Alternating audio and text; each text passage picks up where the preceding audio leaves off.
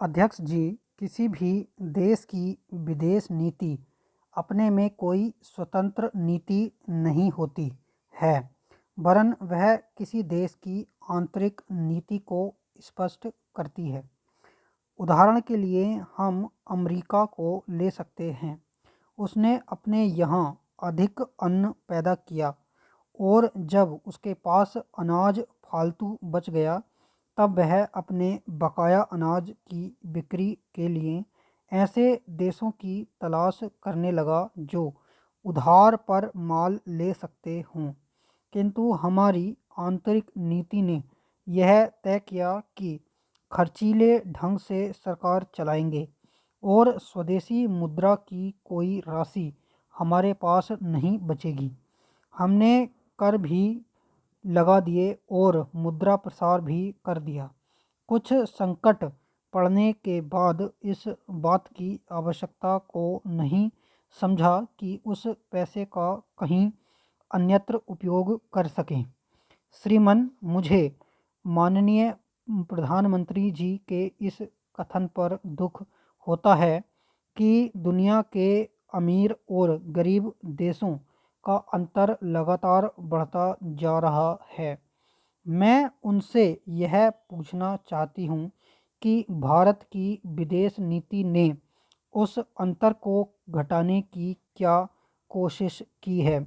क्या भारत सरकार ने कभी दुनिया की पंचायत में यह कहने की हिम्मत की है कि बालिग मताधिकार के आधार पर यूएनओ का चुनाव होकर एक संसद बनाई जाए? और क्या आप में यह देखने की हिम्मत है कि फौज के हिसाब से कर लगाकर एक विकास का खाता खोल दिया जाए? जो देश विकसित हैं उनके मजदूरों का 1 घंटा हमारे देश के मजदूरों के 100 घंटों के बराबर माना जाता है, क्योंकि उनके पास साधन हैं। इसीलिए यह अंतर और भी बढ़ता चला जा रहा है। किसी देश के अंदर आंतरिक नीति में अमीरी और गरीबी का अंतर बढ़ता चला जा रहा हो और वह दुनिया के देशों में विद्यमान अमीरी और गरीबी के इस अभिशाप को समाप्त करेगा, यह समझ में आने वाली बात नहीं है।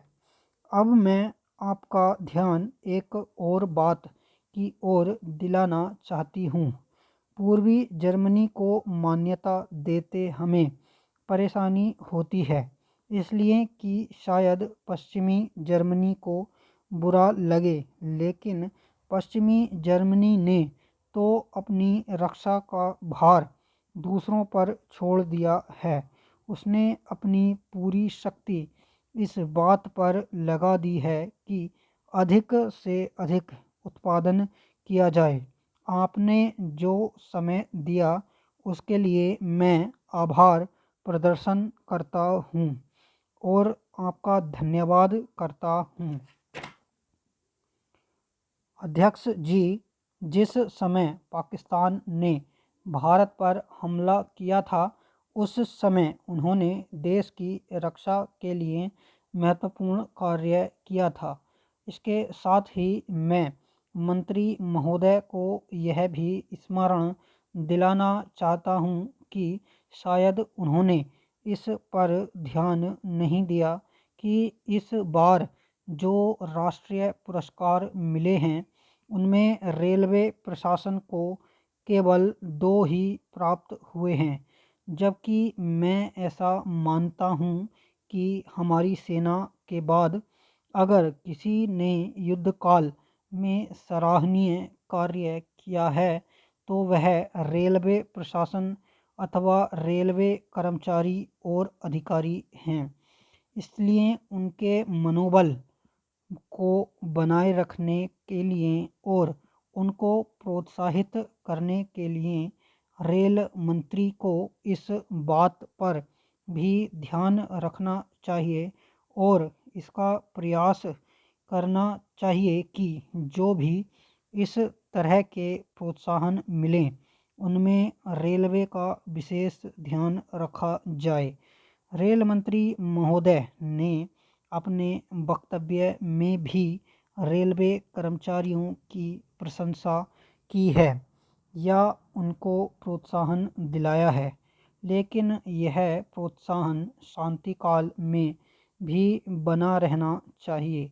रेलवे ने युद्ध काल में जो काम किया वह तो देश की रक्षा का महान उद्देश्य था, लेकिन उसके बाद देश के निर्माण में या गरीबी मिटाने के लिए जो युद्ध होता है उसमें भी प्रत्येक रेलवे कर्मचारी का मनोबल उसी तरीके से बना रहे, इसके लिए भी रेल मंत्री महोदय को कुछ कदम उठाने की आवश्यकता है।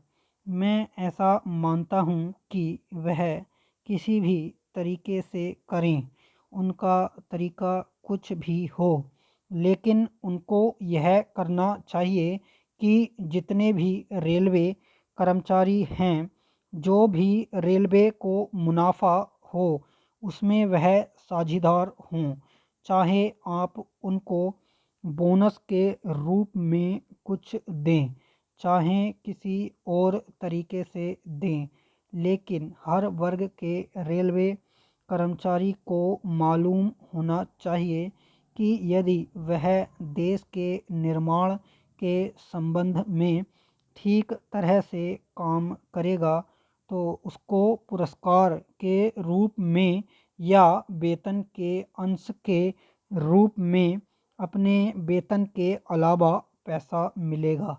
इसी प्रकार इस संबंध में मैं एक और सुझाव देना चाहता हूँ।